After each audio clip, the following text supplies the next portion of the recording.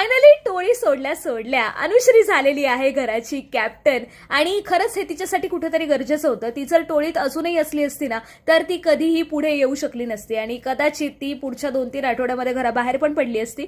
पण आज त्याहीपेक्षा वेगळ्या गोष्टी ज्या झाल्या त्या म्हणजे राखीने अचानक एवढ्याशा गोष्टीवरून तिचे केसच काय कापून टाकले.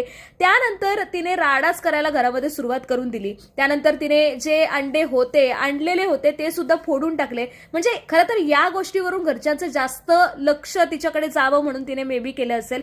किंवा मग खरंच राखी जशी दाखवते तशी नाहीये, खरंच ती कोणत्या तरी भावनेतून कोणत्या तरी डिप्रेशनमधून चालली असेल म्हणूनही सगळं असू शकतं. पण फुल ऑन एंटरटेनमेंट क्वीन राखीला जे म्हणतात ना ते याचसाठी की तिचं वागणं हे पूर्णपणे अनप्रेडिक्टेबल असतं.